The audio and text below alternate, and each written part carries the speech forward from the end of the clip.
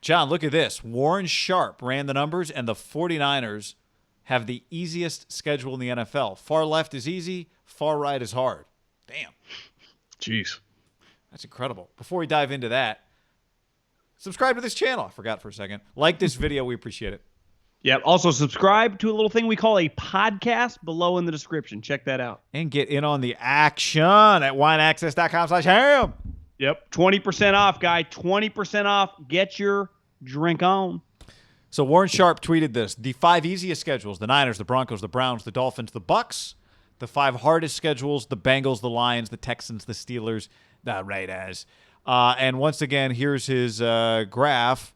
Easier than average. So, like, if you look at this, I'll make it big. It'll cover our faces. The Jets are right in the middle. That's average difficulty. The Niners, look how the gap between 1 and 2 Niners-Broncos is bigger than the gap between any other 2 teams that are sitting side by side. Maybe at 30 and 31 on the lower right on the difficulty. But the Niners by far the easiest schedule, which is pretty crazy when you consider their division.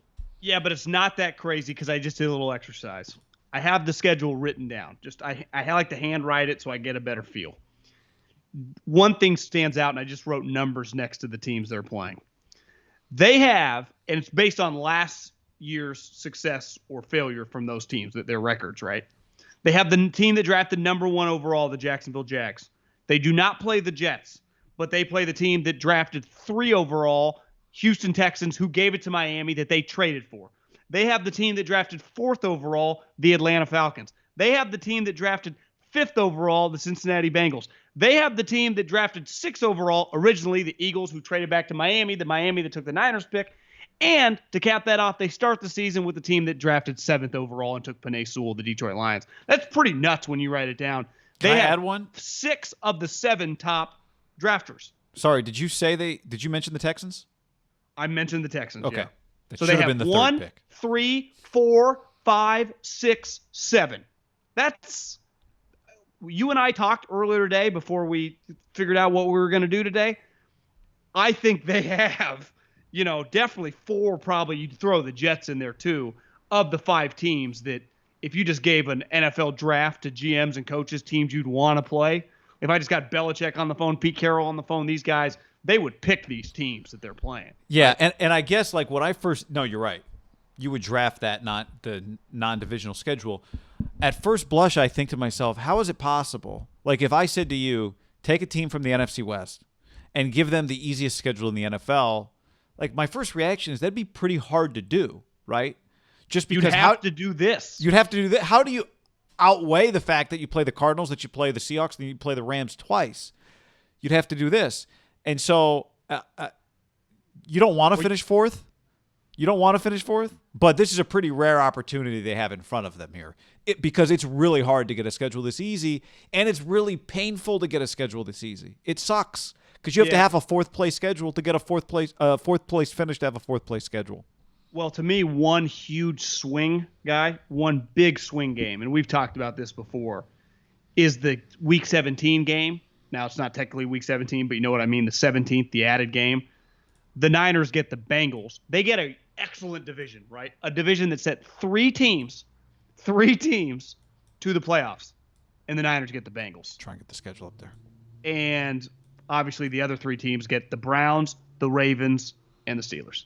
Yeah. Like that to me alone is a massive swing. And then I guess you look at because the other teams in the division get Houston and they get Jacksonville, right? The other teams in the division have to play Detroit, but one last place like Philly, that's a pretty big game for I think it's fair to say Philly's probably not going to be that good this year, right? I'd view them differently, and they beat you last year. I'd view them differently if Carson Wentz was still their quarterback. I think they'd have a better chance to be good than they do right now. Well, especially adding an offensive lineman and a wide receiver as our first 2 picks. It would just make it more difficult, I think. Yeah. Would you agree, though, that game, there's a big difference between playing the Eagles and playing Washington, Dallas, or the Giants, even though I don't view any of those teams as 10 wins. But if you could draft of the NFC East your schedule game, the Eagles would be the team that the Cardinals, Seattle, and the Rams would pick of the 4. Right. And I should say they are playing Carson Wentz, I guess, with Indianapolis Week 7, but he's playing all the other teams too, right? Because they play the AFC South. So I look at the 3 swing games because you get 2 schedule games, right? And that's Philly and that is Atlanta. Now, we've talked about Atlanta, to me, is one of those teams I circle. If you tell me they drafted 4th, but this upcoming year, Atlanta drafts 13th, that's believable. Right. Right. I don't see them probably playing like drafting 21, but I could definitely see them be a team that's not drafting in the top 10. For sure. No, there's no question. Again, you look, I pulled the schedule back up just to look at the other NFC West teams. Seattle is 11th, if it's big enough for you to see. Seattle is 11th. Rams are 18th. And the Arizona Cardinals are 24th. So, by the way, if you are banking on, as you and I have discussed, the Cardinals falling back a little bit, another reason why to bet against the Arizona Cardinals, 24th toughest schedule. Well, think about this, guy. What is that, 8th hardest schedule? Seattle, if the schedule games, like if you have to play the first place team in the NFC South, like they got to play the Saints. Jameis is a question mark. I'd much rather play Atlanta than the Saints. And you're talking about first-year coach or Sean Payton. And the Washington football team, they're just going to be a tough out. They would be a team that most people I'd like to avoid a team with an elite defense. And on the wrong day, Fitz can play just as well as on the wrong day if you're Seattle, right? Fitz can throw the ball 40 times if he has to. Might be bad, but it might also be good. He can get you. Got the Niners last year. Now the Niners, here's what I will push back. Well, I guess the Bears, that's a swing game, but they did go 8-8 last year. So that, maybe they win 9 games or maybe they win 7. But I factoring into the schedule, like an 8-8 team is not gonna make you have the easiest schedule in the league. They're already being factored in as way above average.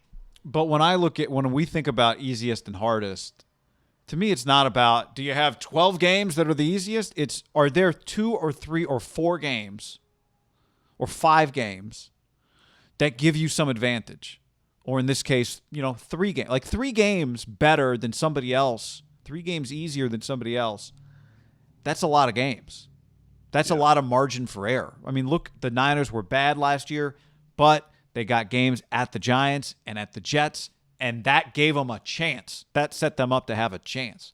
There are 4 games on this schedule right now that I look at and say are disasters to lose. Yeah.